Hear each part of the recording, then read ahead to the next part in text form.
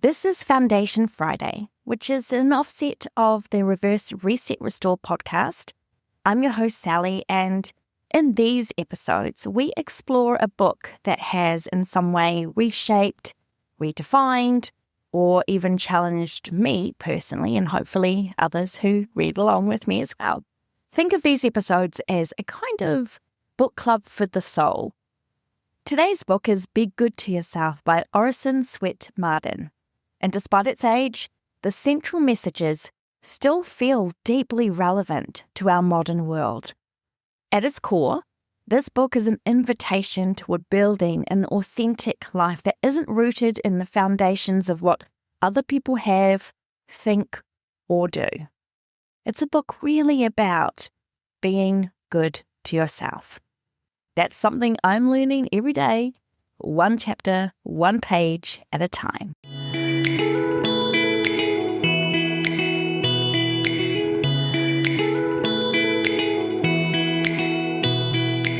Nothing changes if the voice in your head is still your harshest critic.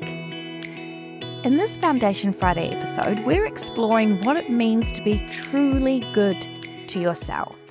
And I don't mean being indulgent or self-centered or avoidant or even endlessly positive, because those aren't things that show that you're being good to yourself. So, what does Marden, the author of Be Good to Yourself, really mean here? My perception, my takeaway from this, is it's about being steady in who you are, being respectful to your body, to your gifts and your talents, and to ground yourself by living an authentic life with kindness and purpose at the helm. And this includes one of the things I've struggled with in the past, the way you speak to yourself. Because our self-talk is not a small thing. It is architecture. It is design. It is foundations and floors and load-bearing walls. You are creating your life by the words you speak. We build the lives we live in using what we know, the experiences we've had, the gifts we've been given, and the language we use. And while much of our life may feel outside our design brief, maybe they've been shaped by circumstances beyond our control or history or other people and expectations and our families and cultures and money and all the billions of other things that kind of do impact our lives. The reality is that there is one relationship that quietly determines the strength of the structure of this thing that we call life. And that is the relationship we build with ourselves. Before we move into the ideas that I want to talk about in this book, and it's one of those books I feel like I'm constantly referring to. I'm sure everyone at work has been like, oh my God, she's talking about that book again. And I can't help myself because it has been one of these books that really have made a foundational shift for me. But before we get into that, what I like to do during the Foundation Friday episode is always have a little bit of a focus on the person who wrote the book in order to understand or to appreciate maybe their history, their experiences that stand behind the book. So who is the man behind Be Good to Yourself? Orison Swett Marden was born in 1850, and like a lot of the people that I end up doing book reports on, his early life was not easy. He was orphaned as a child, and he experienced poverty firsthand, probably in part because of those circumstances of not having parents. Much of his early years were shaped by instability and loss. He worked wherever he could, often in physically demanding roles, while he also educated himself in whatever time and way he could manage. And that's something that you can clearly see evidenced in this book. He talks extensively about making use of your time and how invaluable you can make yourself and your life experiences be by taking moments, pockets of time here and there to create something with rather than just fritter it away. And we're all guilty of frittering time away. It was during this period of time where he was working these demanding roles and he was trying to also better himself, educate himself, that he encountered a book that would for him change the direction of his life.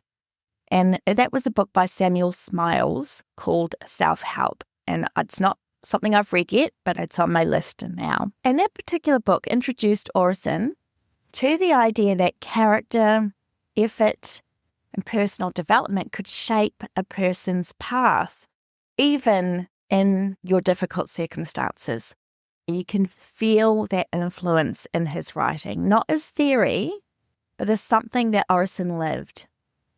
Marden eventually went on to study, to build a career, and to found what would become Success magazine, which was a publication focused on personal growth, mindset, and achievement. The pages of Be Good to Yourself are heavily leaning on these three tenets. And these are all things that we are in our modern world still continuing to strive for, right? There is a multi-million-dollar industry on personal growth and mindset and achievement and success. This in itself is not unusual language to be introduced to. But as I discussed in the introduction to the audiobook, out now on the Reverse Reset Restore YouTube channel, his work was written at a time when the world was very different. There was less understanding of psychology, there was less awareness of systemic barriers, and less language for trauma or mental health. So some of the ideas are pretty old-fashioned, and they may be a little bit difficult to swallow. You may not be so readily welcome to hear some of these ideas. And this is where we need to read him like any old book, or any book at all, actually, of this type of nature, with a bit of discernment, because his writing reflects both a deep belief in human potential and a strong emphasis on personal responsibility. And that is my jam, personally, for me. I love the idea of the potentiality that all of us have within us and the capacities we have for growth, for being able to live authentically, for kindness and empathy and understanding, for intelligent conversations and critical thinking, even though the world would try on a daily basis to refute that belief, and the evidence is pretty scary at times.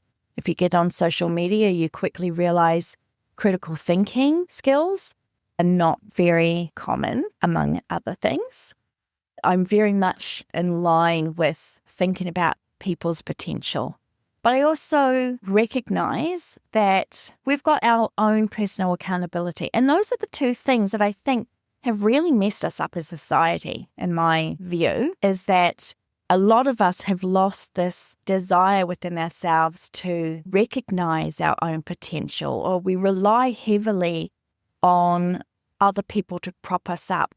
And we also have moved away from personal responsibility or personal accountability. How many people blame everyone else but themselves for the way their lives have turned out? I think that is a bit of human nature as well, to want to pass the buck, so to speak. So while not every statement in this book or every chapter you might read or listen to if you listen to the audiobook will translate cleanly into modern understanding, because some of it is okay, you've got to remember it is the language of the time, how things were seen at that time and the shifts that were being made.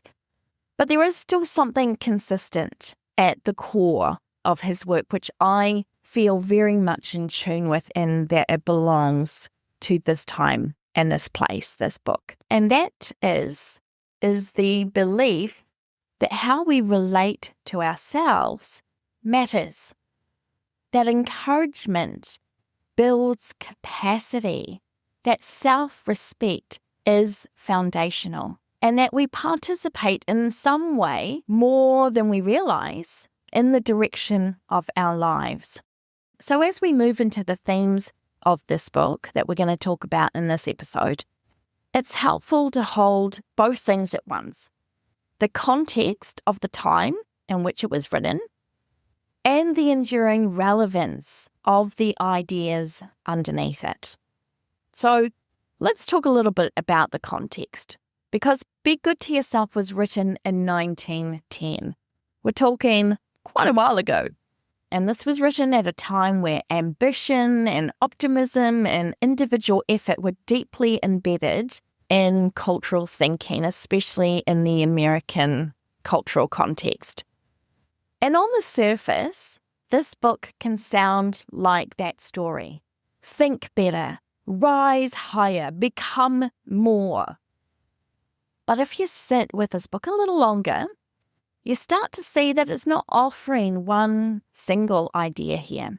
It's offering, I think, a set of foundations. It isn't a book about becoming exceptional. It's a book about really refusing to be your own demolition crew. Because no matter how capable you are, no matter how intelligent or driven, if the voice inside you is constantly criticizing, shaming, or threatening you, the structure that you're building will eventually crack. You can't build something stable while simultaneously tearing it down from the inside.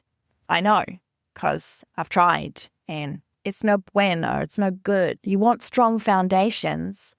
You need to have a strong foundational voice that is your cheerleader, that is not going to come in like a wrecking ball every 5 seconds, like my brain has done at times. As I mentioned earlier, there are a few themes that I want to focus on in this episode because I feel like they are particularly relevant to how we live now, and because they're the ones that continue to sit with me and percolate in my brain every day. The book has 22 chapters, all with their own themes and focus points. Some are only a few pages, some are a few more pages. I will only be focusing on a few of the chapters, but I would encourage you to go and listen to the audiobook. I've broken it down chapter by chapter, and I've also split it into 4 parts for those who want to listen a little bit longer, and that's on the Reverse Reset Restore YouTube channel. So, just to give you a preview of what we're going to talk about, we're going to delve into the idea of false economies. And what he means by this is the ways that we, in quotation marks, save time, money, or energy in the short term that only end up costing us far more, both financially and physically. The second topic is around leadership and personal accountability, but not as dominance or control, but as internal reliance. The ability to stand in your own capacity and take responsibility for how you show up in your life, which ties nicely into the third focus on our inner world and the distinction between discipline and self-contempt, the tone of the voice we use with ourselves, and how that either strengthens us or quietly erodes us over time. We'll talk about the healing power of nature, the divinity that surrounds us at all times, and touch on the importance of respect. Not just how we present ourselves externally with our company manners, a terminology I love, but how we show up for the people closest to us, the people we say we love. Do they receive the best of us or what's left of us? So rather than reading this book as a series of instructions, I want to explore it as a set of invitations. In spite of its age and its language, there are a lot of concepts in this book that feel modern. You can pick up the chapters and apply it directly to our here and now. And that's what makes this book so important, because we are speaking into the truth of the human condition. We can often look at the past with these rose-tinted glasses, right? Or that there's some distance that cannot be bridged. But what we're going through right now is not all that different than the struggles or the challenges or the wish lists of past generations. let's start with this idea of false economy. Marden calls it a false economy. We'd probably call it you get what you pay for. A false economy is found in the ways we cut corners, the ways we try to do things cheaply, or how we try to save in the moment that end up costing us far more in the long run. One of the examples we could use in our modern day life would be fast fashion. People buying things as cheaply as they possibly can get through Temu, shots fired, and that stuff wears out quickly because they're brought cheaply and they've brought cheap quality. Marden actually uses this type of economization as an example.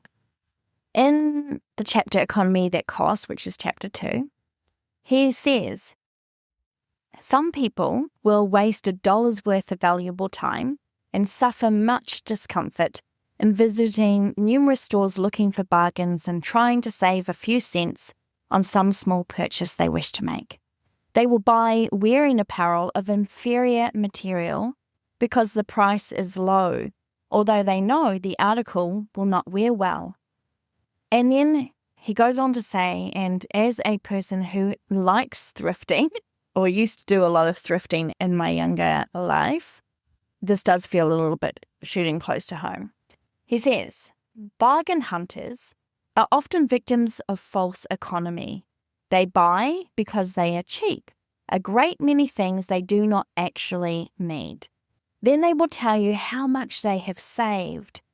If they would reckon up what they have expended in a year, they would generally find that they have spent more than if they'd only brought what they actually wanted when they needed it and had paid the regular price for it. He then talks about especially people who have a mania for attending auctions and buying all sorts of stuff that maybe doesn't necessarily match anything that they have, or they're just constantly filling their life with things. Then he says, then they never get the first best wear of anything. These second-hand things are often just on the point of giving out and constantly need repairing. Beds break down, legs come off bureaus, casters are always coming out, and something is going to pieces all the time. This foolish buying is the worst kind of extravagance. Quality, durability should be the first considerations in buying anything for constant use. Yet many people keep themselves poor by buying cheap articles which do not last. Now, I have to say, I have been the type of person that has bought stuff, whether it's clothing, whether it's things that I've needed for my house, on the cheap, because that's really all that I could afford. I literally furnished a house when I was living in Connecticut that was basically furnished completely from furniture that we found off the street.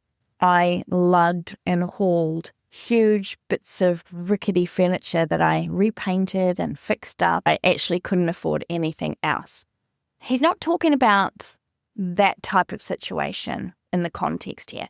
He's talking about people who can actually afford to buy firsthand, but choose not to, not because they're trying to be, like I'm also part of a recycling pass it on type of group on Facebook. There's a few groups that I belong to of that nature, which is about reusing, reducing waste, recycling things that are still got some life in them. Again, we're not talking about those types of people or those sort of situations. What he's saying here is that people who can afford to actually go and buy first-hand brand new items of good quality, especially clothing, I think is a really good example with fast fashion being what it is.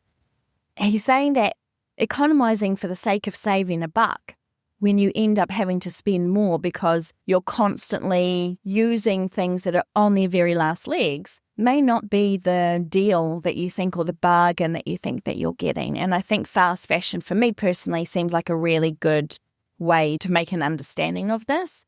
I know that I've brought things cheaply at cheaper stores to wear because it was $10 or it was $20. And that's fine as well, because sometimes you want stuff like that. You're like, I'm going to wear it around the house. It doesn't matter if it gets stains or whatever. I'm going to do it for running. It doesn't matter. Like those types of things I don't care about. But ultimately, especially if you know that you're going to spend $60 or $100 on the same type of thing for a brand name, that's the other false economy. I think that happens. So it's about finding the right balance. Being good to yourself is actually not thinking that you're getting a bargain when you're actually hurting your pocket further down the line because that bargain stops working within a few days or a few weeks or even a month. It's about looking at what you're expending, what you can afford to expend, and going, actually, if I buy the brand new car, I'm going to get X amount of years out of it, hopefully. Whereas if I buy that run-down thing that still needs a warrant and it needs all these things to be fixed on it, but I can get someone to do that, that may end up costing you a lot in the long run. One of the clearest examples Marden gives us is in food. And he writes, "No ambitious person can afford to feed his brain with poor diet or wrong fuel.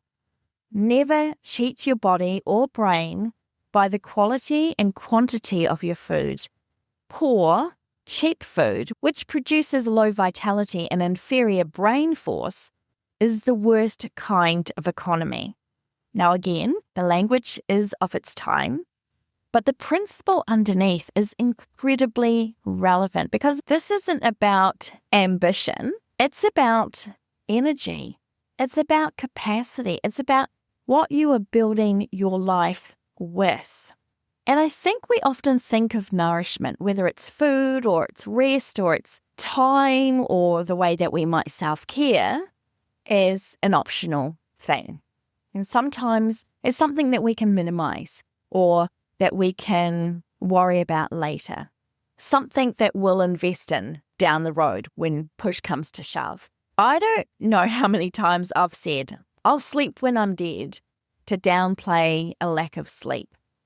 But what Marden is pointing to is this. When you under-resource yourself, you reduce your ability to function, to think, to decide, to create, to respond. You end up responding maybe in a lower plane of yourself rather than the higher plane that you could be. And then everything just becomes harder or slower. And we have to apply more effort, and in my case, more coffee, to keep things going. We might not call it brain force anymore, but let's put it into language that we would understand. So we understand blood sugar impacts mood and focus. Nutrition impacts cognition. Sleep impacts decision-making. Chronic depletion impacts everything. So when we save money, time, or effort by skipping proper meals or choosing convenience over nourishment or running on empty or pushing through exhaustion, we're not actually being efficient, okay? Let me just be very clear. We are not being smart or clever or efficient. We're actually being under-resourced. And that's the false economy. We are saving in one place only to pay for it somewhere else. In fatigue and irritability and poor decisions and burnout.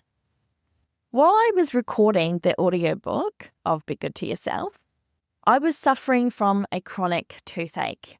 And in true Sally fashion, I initially just added it to the list of things I need to sort out later. But toothache, if you've ever had it, you'll know exactly what I'm talking about here. It is not a wallflower, right? Tooth pain can be all-consuming. It'll wake you up from a sound sleep just to let you know it can't be avoided. It will turn your head inside out, demanding your attention, like a toddler. Ignorance is no option when pain exists. But because I am so used to being in pain, I just tend to carry on like the good little self-martyr I am. So, anyway, I'm recording this book for the YouTube channel and reading Marden's words about being good to yourself and false economies. And I had this thought. All this denial of pain and putting it off because of money and time, that is not being good to myself. I am causing my own suffering. And I'm letting money and time and I'll just suck it up be the reason why. Why am I doing this?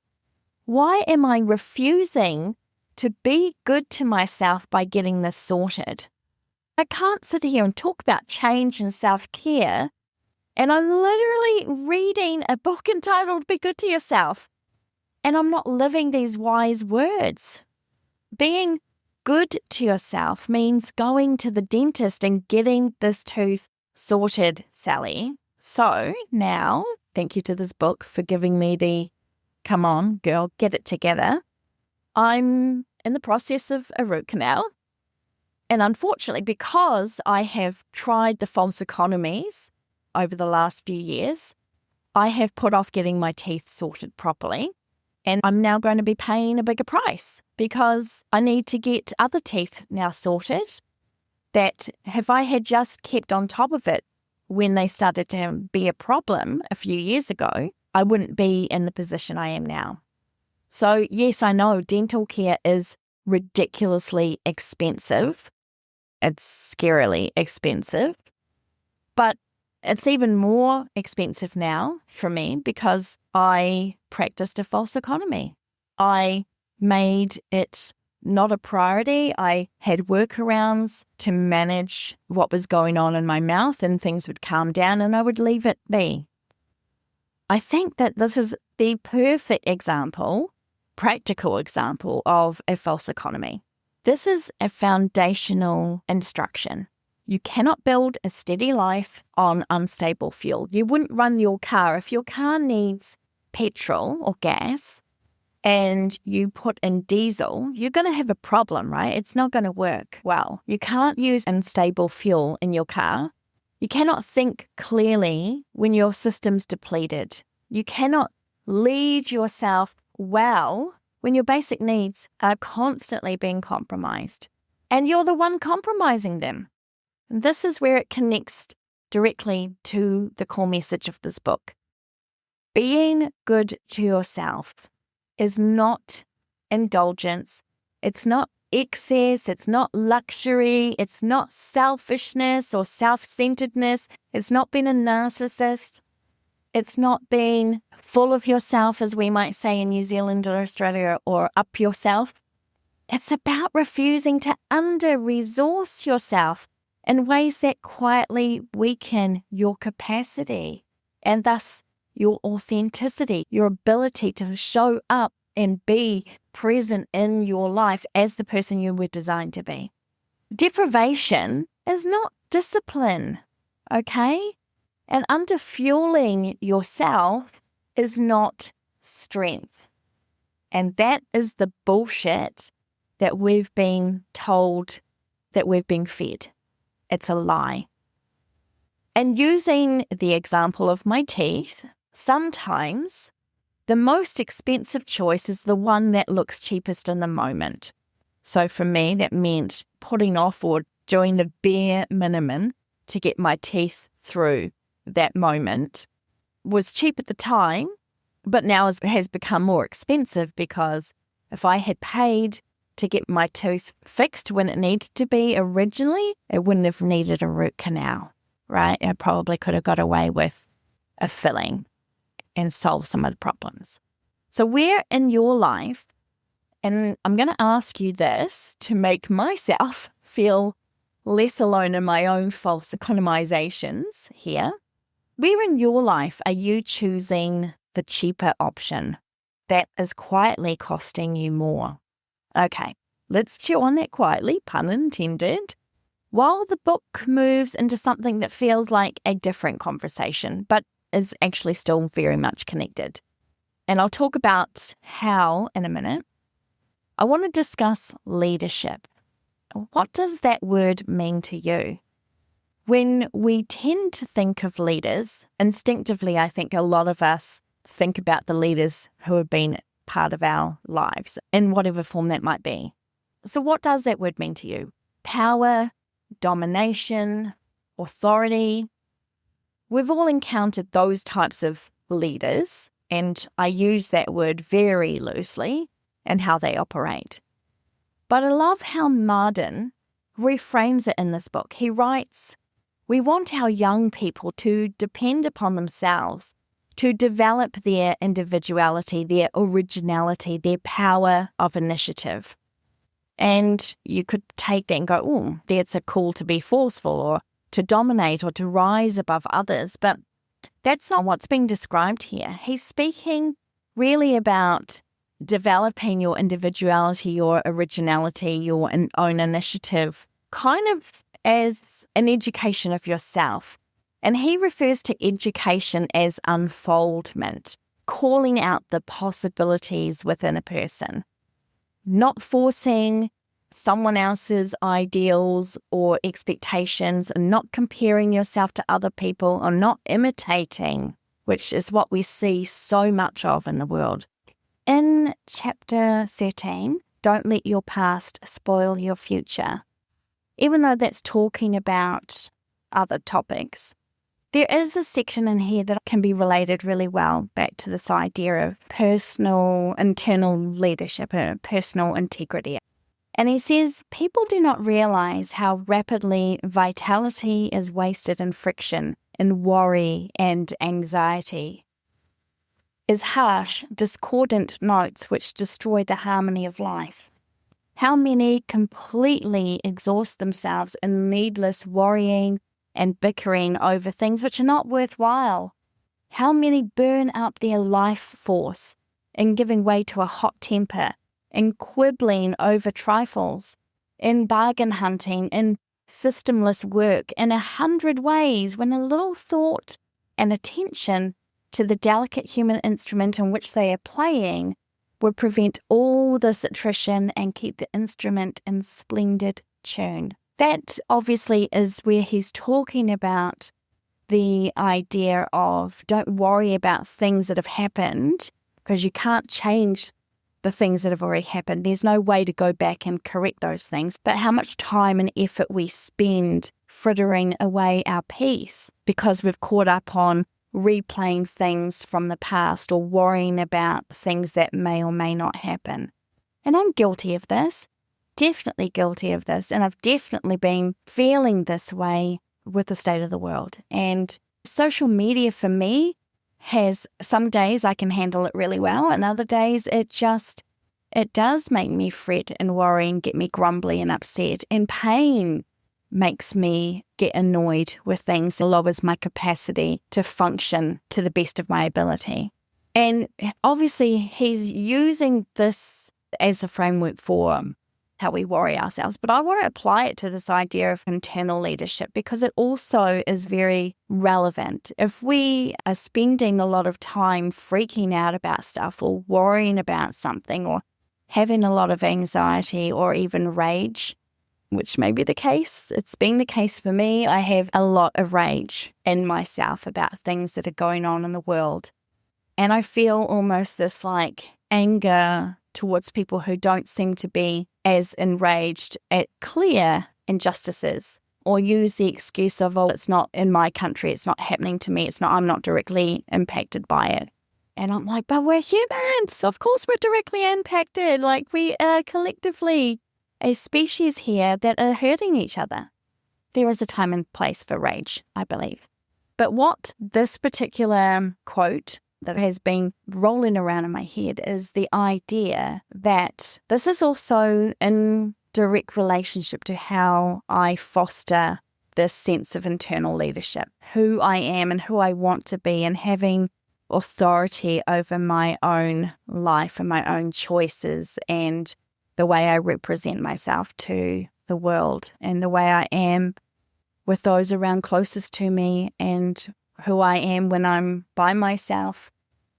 So I wanted to share it in the context of like, how are you looking at things? How do you waste your vitality? How do you spend your energy creating disharmony, basically, which destroys your capacity to function well and negate the authority that you have over your own existence by maneuvering through the world out of that sort of baseline reality?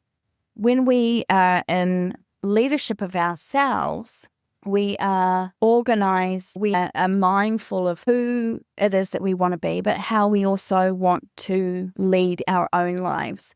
And I think if you're going to be wanting to be a leader, a good leader, in my opinion, is someone who takes leadership as an internal responsibility, not just an external role.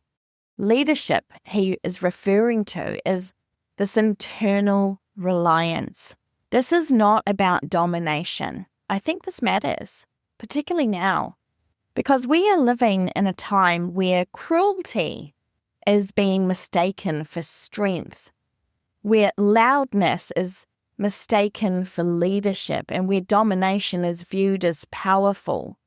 Put a wheel on the world and spin it around, and almost anywhere we would land would show this type of leadership in action. But in my opinion, and I think in what Marden is expressing in the depth of this book, is that isn't leadership at all. At least not in the way Marden has challenged me to think about it. Leadership, in its truest, most pure form, is not about mastering others. It is about self-mastery. It is the ability to stand in your own capacity without needing to diminish anyone else. And if I look at some of the current world leaders, I don't see leadership. I see lack. I see fear parading as force. I see self-hatred masquerading as strength. Leaders who are at war with themselves so much that their need to impose their will, their insecurities, and their fears on others is almost pathological. But the kind of leadership, quiet, grounded, internally stable, that Marden is talking about in this book is far more powerful than anything driven by fear, because it's the opposite of where fear sits, right? That kind of authentic self-mastery leadership builds trust, it builds stability, it builds something that lasts, and it's not driven by ego or insecurity or hatred, which, by the way, are all actually deeply rooted in fear. To be able to depend upon ourselves, to develop our individuality, our originality, and our own power of initiative is the leadership that shapes the world for good. Can you imagine just how powerful and incredible and wonderful this world would be if that was the way each of us approached our own lives? And when we cultivate leadership as originality, as authenticity, and move away from the idea or need to control others or force our will, I think it opens up natural opportunities to lead other people. And in my own experiences, both as a leader and as someone who's been led, leading by example is far more powerful and effective than leading through domination or fear. I want to turn our attention now back to our inner world, our inner environment, and how we build this environment in the language that we use, what we speak over ourselves, whether we say it out loud or we think it. Marden says we cannot rise higher than our thought of ourselves. Or to put it in a different context, he also says, we make ourselves by what we think and do. Now, reading either of these sentences without a lot of context, the ideas can come across a bit simplistic, or as though everything in life is purely a result of mindset. And there is a whole industry complete with gurus and books and weekend retreats that tell us that if you can change your thoughts, that you'll change your life. And hey, I agree with this ideology. I have lived experience with the power of changing my thoughts and the differences it's made in my life. My self-talk habits, for example, are wildly different now than they used to be. I used to refer to myself as an elephantopotamus, a whoa and an elephant combined, in a derogatory manner, especially to those amazing creatures. but in a derogatory manner to myself. Referring to my displeasure at being overweight and putting it into those terms is not healthy and not helpful. But I've managed to, over the years, change that narrative.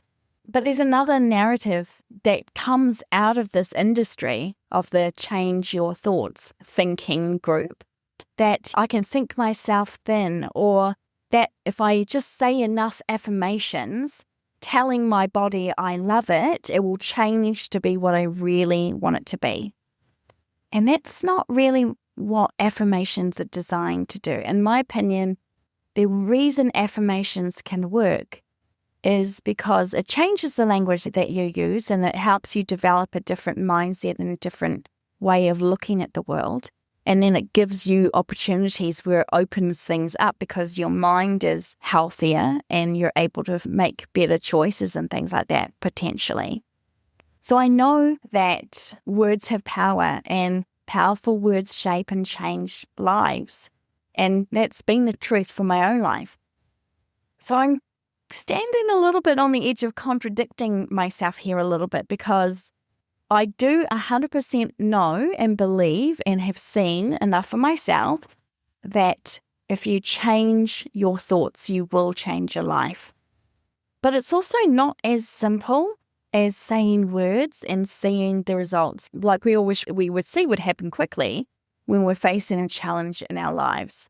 So I do want to be a little bit careful here, because while I believe in the change your thoughts, change your life ethos, I also understand that our lives are shaped by far more than our thoughts. They are shaped by external sources that we don't necessarily have full control over. We can control our thoughts, and by controlling our thoughts, we change our life. But we've also got to factor in things like biology, environment, relationships, trauma, opportunities or missed opportunities or lack of opportunities, especially if you're a person of color in places in this world. These are real forces that we contend with. I've got an autoimmune disorder. I've got chronic health problems. Me trying to will myself or give myself positive thinking hasn't changed my body. It hasn't magically, I haven't woken up and these 40 pounds have gone and I've no more back or neck pain or shoulder pain or whatever pain I'm feeling on the day. And I think I had this concept that's how it was going to work, that I would just magically wake up having done a lot of self-healing work and a lot of reflection and a lot of trauma-informed therapy, and that magically my body would just go, cool, sweet, let go, and everything would be fine. And it hasn't worked for me. And sometimes it does my head in, not going to lie. But influence is not the same as fault. What is around me is not necessarily to blame. Even my thoughts are not necessarily the chains that keep me confined to certain things, right? There's a lot of things that happen. But what we do participate in is in the tone of our inner environment. That's where we have the control, because that tone matters. So that's where that change comes from within, which I always open Reverse Reset Restore podcast episodes with, except for Foundation Fridays. Change comes from within. If I want my life to be different, I have to make the changes. And that change starts from an internal perspective.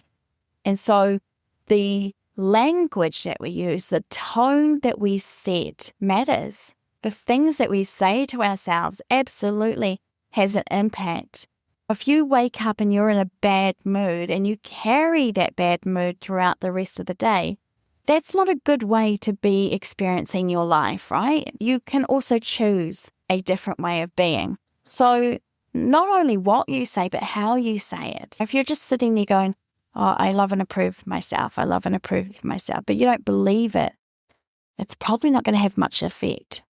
And if you don't see results, it can be really discouraging to keep on with that work. But I can just tell you, I haven't seen results, but I'm still doing the work, because you know what? I'm damn well going to love myself no matter what shape I'm in, no matter how frustrated I get or how upset I become or how enraged I can feel at times with the way that my body is unresponsive to the message I'm trying to share.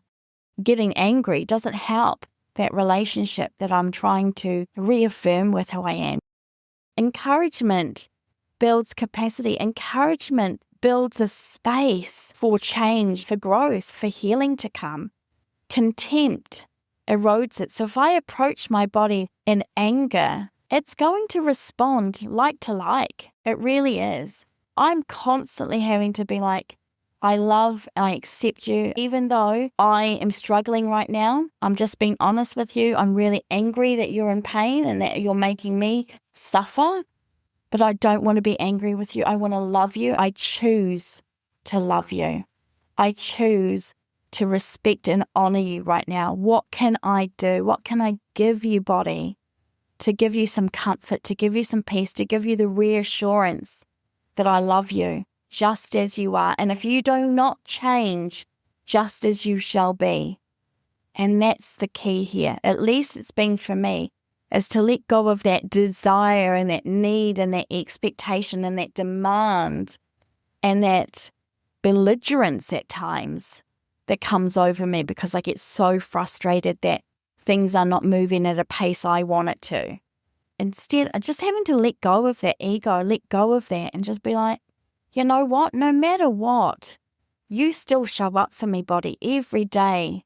Even if the days are sometimes hard and the pain is real and it's like, it sucks, you're still here, you're still with it, you're still making my arms and legs move and keeping my heart beating and my brain is running and all these amazing processes I don't have to think twice about because you just do the work. And if I can appreciate you for doing what you need to do to keep me going, man, I'm going to do it because it's worth it. And you know what? If I carry extra weight, I carry extra weight. Who cares? I'm going to love you anyway. I'm not going to shame you. I'm not going to be contemptible about it. I'm going to continue to build into this relationship that I've wanted to reestablish with my body. And it's slow work and it's painful work and it's frustrating work at times. But it's worth it because I'm worth it and my body is worth it.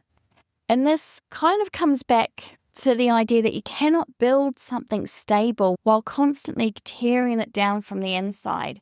If I'm trying to do something and then it's not working the way I want to do and I'm tearing it down by the language I use to speak to myself or the feelings that I put on myself and my partner says, oh, what's your cortisol levels?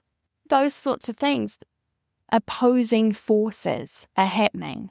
You can correct yourself without condemnation. And the difference between those two things is the difference between building or dismantling your own foundations. So that's something that I've been really working towards personally in my life because I've become so much more aware that I had for many years tied the sense of shame to myself. So stress and shame were very closely associated for me. And that is basically what I'm really describing as this chronic stress. And it's a system that's under pressure. My mind is under attack. My body cannot settle. And you can't do good work when you feel like you're constantly being undermined. You can't heal if you're feeling like you're in battles all the time. And you can't come to a place of peace if you are constantly fighting conflict and criticism, even if that conflict and criticism is your own voice. Which brings me to the next point I want to make. And this is like a follow-on through how we are good to ourselves, how that outplays to how we are good to others. And that's really the quieter thread that runs through this book. How we treat others is an extension of how we treat ourselves. So if we treat ourselves well, with a true love and respect and value for who we are, then that's naturally going to extend to other people. And that's not in a performative way. He talks about this idea of company manners, how we behave around other people compared to when we're at home. when we're at home, we let our guard down, we let it all hang out. We basically can be a true version of ourselves. But what's interesting to me, and he repeats this in several of the chapters in this book, is really about how you put on your best manners for other people outside of your home who are in your workplace or things like that. And then you come home and you treat the people in your home like garbage. This is something that I've been guilty of myself. I have the best Sally available to everybody else, and then I come home and my darling partner gets the worst Sally, the depleted Sally, the Sally that is done with her company manners for the day and just wants to be her smallest self. And so one of the things that really has been pressed upon me through reading this book is that it's really easy to offer patience and presence to our colleagues and to our bosses and to clients and to strangers and people on the train and the guy that gives me my coffee in the morning. We bring out our best self into public spaces. But the challenge for me has been to recognize, what do the people closest to me receive? And in particular, I'm talking specifically about my partner who I live with. Does he experience my respect, my attention, my care? Or does he carry the weight of what's left after everything else? And some days we are going to be completely depleted and we won't have much to offer.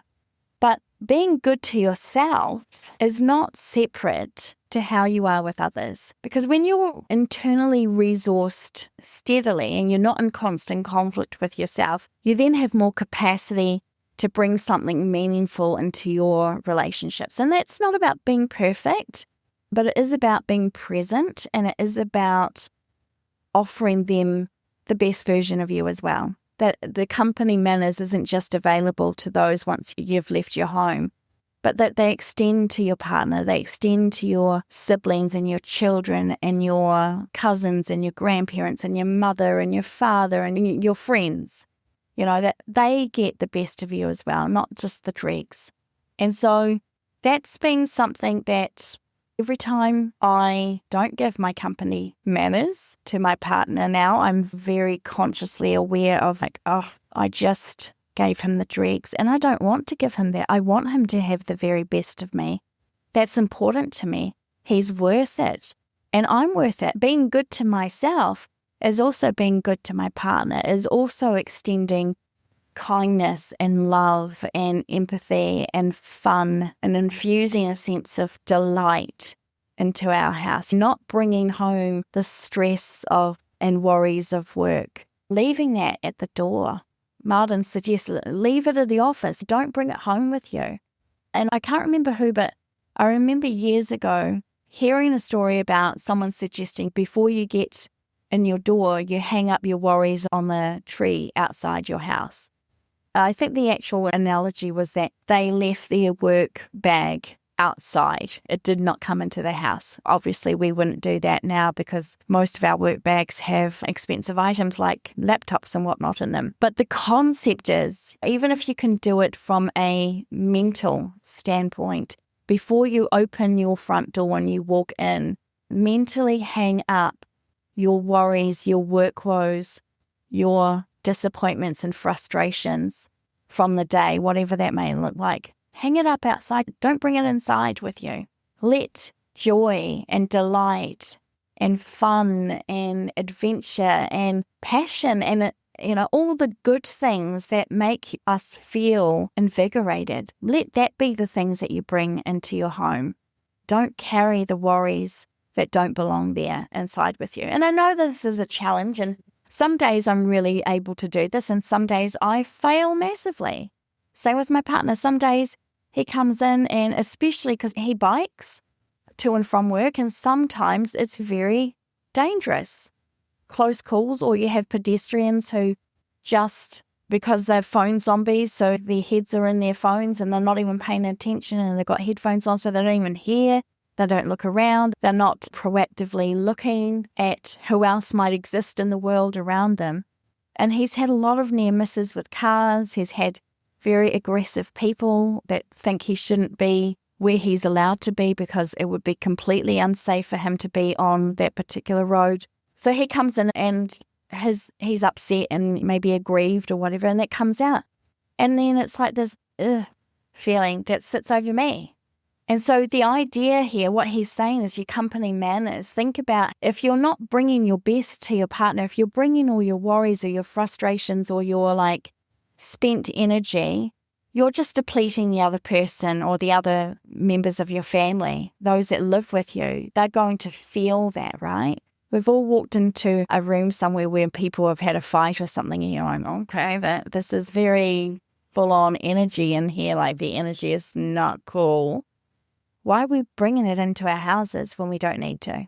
My latest challenge is to be like much more mindful of what energy is it that I want to bring back into my house, and how can I be good to myself by ensuring that I'm good to those around me. That's just a little weird sort of aside. I don't know why. I just feel like maybe someone else needs to be reminded too that we're allowed to be human and we're allowed to be pissed off about things. Like that is the reality of existing. There are things that are going to upset us and annoy us. To be good to ourselves means that we don't let the people that we love or that we claim to love wear that pain or wear that shame or wear that frustration. And that is a challenge for me personally. And I'm assuming that I'm probably not alone in this challenge either. Maybe if this is something that you can relate to, hit me up with a comment or something so that I know that I'm not just out here blowing in the wind by myself, but that it's something that you've experienced for yourself as well. And this is something, like I say, we're all works in progress, and it's something that takes time. It's not an immediate change. But as we proactively recognize these things and pull ourselves up when we're doing it and go, oh, you know what? I just had a really bad attitude about that and I shouldn't have. Or I use pain sometimes as a justification, more bluntly as an excuse for why my tone might be sharp, or I might get frustrated about something because I'm just like, I'm not in the mood because everything is pain. That's not helpful to my partner, and it's not helpful to me, and it's not been good to either of us. So this book is really challenging that narrative for me personally, and it's really making me reflect on the areas where I bring my A game to every other person in my life, but the one that I live with some days. Not all the time, definitely not all the time, but being a lot more aware of it and not just excusing it or justifying it, but going, actually, yeah, there might be some justification here at times, but it doesn't mean that's still okay. And, and correcting myself. And it's hard, ugly work, some of this stuff. Like actually sitting down and being honest and going, ooh, that's a really ugly trait that I have, or that's not even a trait, just habit. It's a habit that I've adopted at some point as a protective measure sometimes. Like you react for different things, right? But recognizing, oh, actually, that wasn't justified reaction. There was no need for me to expend my energy in such a way. This person deserves the best of me. And then making those efforts. And then what happens, just like when you change your thoughts that we were talking about before, and as you make this a habit to recognize, oh, I've stuffed up here, or I've done something, or I've thought this thought again, it's not about shame. It's not coming from a place of shame. It's not scolding yourself. It's not making yourself feel like you're a terrible person. It's recognizing, oh, I came from a place which wasn't the best of me there, and I need to work on that, and it's okay. And give yourself some grace to move through that as well, because I know for me, shame has been a big part of my personal battles, and it's definitely hand in hand with stress response. When I feel like I've not done something well at work, for example, or whatever it is in my life, I've always felt like this explosive pressure and stress, but also a sense of shame, a sense that I've let someone down. And that comes from being a recovering people pleaser. So that's something that maybe I'll battle for the rest of my days. Maybe I'll get over it by next week. Who knows? But I think recognizing that when you are conscious of things that you can change to make your life better and to make other people's lives better, then we have the obligation and the responsibility. And that's where coming into that personal accountability and responsibility about ourselves, and that is a big part and parcel of how we should represent ourselves in the world. It comes a little bit to that personal accountability. It's really a sense of discipline minus the self-serving of self-contempt. We've been raised to believe that harshness is what drives growth, right? If you're not hard on yourself, that you're going to fall behind, and pressure equals progress. This is the way our world has been designed, that discipline is rooted in the sort of self-contempt. But not only is it unstable, it's unrealistic, and it's definitely not the way that we can be good to ourselves. Sure, it might produce short bursts of effort, it might produce some really good outcomes at times, but as a foundation mechanism, it's not sustainable. It doesn't sustain growth that is worthy. If you're constantly being hard on yourself, the self-hatred or self-contempt because you're failing or you're not measuring up or you have to fight or you're at loggerheads with yourself. So just a reminder for you, for me, that you can correct yourself without condemning yourself. The best source of discipline is one that comes from love, not from fear, not from a sense of failing or self-hatred or rejection. In Chapter 5, Nature as a Joy Builder, Marden writes about nature as being a place we can each use to build joy into our lives. We've all seen a sunset or a sunrise or a vista that makes you stop and take it in. And if you haven't seen that, please go out and experience it, because it is life-changing if you start to build that into your life. I've literally watched thunderstorms for hours, just being in absolute awe of the crackling of the thunder rolling overhead, the jagged edges of the sky lit by sheets or forks of lightning. I'd happily lie on the grass or the sand, watch the clouds flit and float above me. There is, for me, something powerful knowing that those very clouds have never existed outside this moment, and they'll never exist again. If I'm lucky enough to see a cloud, I appreciate its short lifespan and the beauty unfurling in the sky over me as the wind moves it and recreates it into something else. Marden describes nature as God's great cathedral.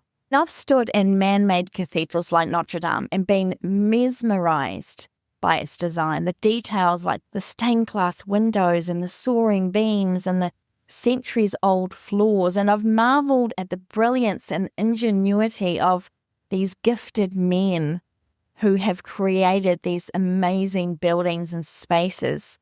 And great cathedrals demand a kind of quiet reverence. And regardless of how you interpret that language, I think that there's something deeply grounding in the idea that there are places like a man-made structure like a cathedral or God's great cathedral of nature that help remind you that our true state of being is where nothing is demanded of you. There's no need for performance, there's no striving for improvements, no trying to prove yourself, you're just being present.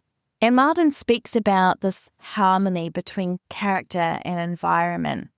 And again, if we just bring that into understanding of modern language, we might call that regulation or restoration. And we might call that, I guess, stepping out of our constant doing and allowing ourselves to simply be. Because we live in a world that rewards productivity, right? And we can get caught up in this idea that we must always be constantly doing to prove our worth, to provide a reason for our existence. But we forget that stillness, that rest, that just being, it's not actually laziness at all. And getting out into nature and being a part of that experience, being able to enjoy some aspect of outside, whether it is you literally look out your window and watch the clouds, or watch the blueness of the sky change as the light changes, or watch the way that the wind blows through the leaves, or whatever it is. There's some part of nature. Bring it into your day. Bring it into you for a moment. And that's not being lazy. That's about coming back to yourself. It's about recalibration. And perhaps part of being good to yourself is allowing space for those moments to notice beauty and to appreciate nature, to feel the gratitude of living in this moment, or seeing that cloud or that sunset or that sunrise, or the way that wave breaks upon the shore, the sound of the birds, or the flittering noise that the trees make when the wind rustles through the leaves. Being in nature is being with a part of ourselves, in a sense. Marden says, there is a spirit in nature which finds kin in us, to which we respond. The things which God's thought expresses in flowers and grasses and plants and trees and meadows and rivers and mountains and sunsets and the song of birds touches our very soul. It puts us in tune with the infinite, brings us into harmony with the great spirit which pervades the universe. There is a magical restoring power in the spirit which breathes through nature, a healing balm for the wounded heart, a powerful refresher for the jaded, weary soul. To step even briefly out of the pressure of life and into presence, because you cannot build well from a state of constant depletion, and we are honestly constantly depleting ourselves. I think this is enough of me talking. I just want you to think about the foundation that you've already created or that you're creating in your life. Because foundation is not just what we do, it's how you relate to yourself while you're doing it. Are you building yourself up, or are you tearing yourself down with the way that you speak to yourself, with the way that you speak to others, with the way that you move through the world? So I want to leave you with this. How do you speak to yourself when no one is listening? When something goes wrong? What is the tone of your self-talk? Because that voice is building something, and it's either building something beautiful, magnificent, and gorgeous, or it's building something that's designed to continue to self-destruct and create discord and create problems between you and other people, and problems in who you want to be and where you're going to go. Remember, nothing changes if the voice in your head is still your harshest critic. The most foundational shift you can make is to stop being your own demolition crew and start becoming something that you can build with. Before I close out with our final quote, I actually want to offer a guided meditation, because I just feel like there's an opportunity here for just to give us some space for ourselves.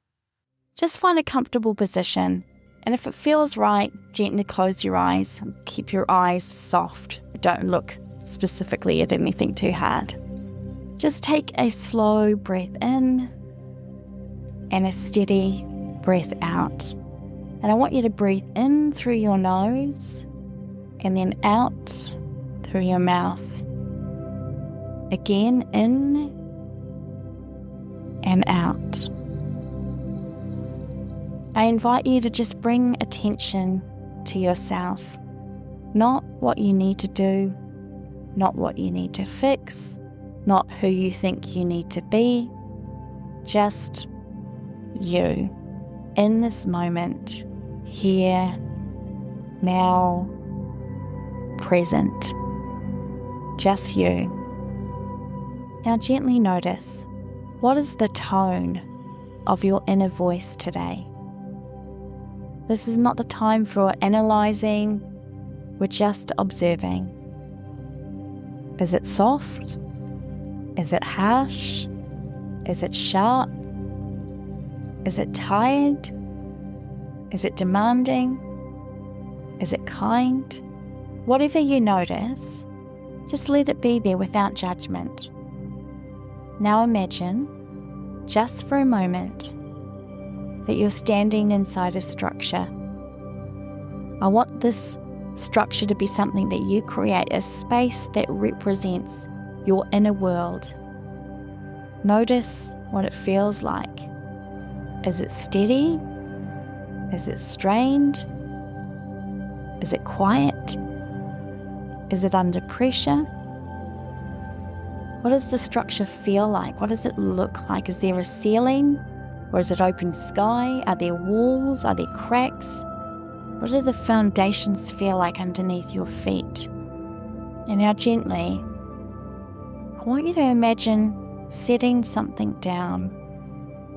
And the something that you're going to put down is the need to criticize, the need to judge or to push, or the need to get everything right, the need to be perfect, to strive, the need to be right, the need to be at the top. Just for this moment, you don't need to build anything. You don't need to do anything. You don't need to improve anything. You are simply here in this space, breathing, existing. And from this place where you're standing in, see if you can offer yourself one small shift. Don't pick up the box or the thing that you put down on the ground. You're going to keep it there for now. I want you to offer yourself something that you can make a small change or a small step. This is not about creating perfection. It's not about trying to get something right. It's about just offering yourself grace and space and support. Maybe your sentence for yourself will be, I am on my own side, or I can build from here, or I don't need to tear myself down to grow, or I am worthy of love. Let that settle. Whatever the sentence that you choose to infuse with yourself at this time, repeat it over, swirl it around, let it rest. Take another slow breath in through the nose and out through the mouth. Breathe again a few more times, nice and slow. In and out. In and out. And when you're ready, gently return to this time, this place, the space where you reside. Thank you so much for joining me today. I know it's been a bit of a longer episode than normal, but I feel like we only scratched the surface really of this book, at least in how it's impacted my life. I want to remind you that on the Reverse Reset Restore YouTube channel, I have an audio recording of the entire book. I've broken it into 4 segments, 4 parts, mostly because I was having trouble uploading it as a whole book. And I've also allowed you the opportunity to listen to it chapter by chapter. So all 22 chapters of this book are available on the Reverse Reset Restore YouTube channel. As always, I'm going to end the episode with a quote. And this isn't something that we've touched on in particular, but I do love this quote. It meant a lot to me when I read it. And it's something I wanted to share with you because I think it is really challenging me about not getting stuck in what's happened to me in the past and bringing that stuff with me that I don't need to bring into my future or to my present. Just want to encourage you with this final quote that if you were dragging the skeletons of your past around, that you don't necessarily need to. Be encouraged that you can move beyond your experiences, your bad habits of false economies in the way that you think, the way that you believe, the way that you represent yourself to the world, and become the person you were always intended to be.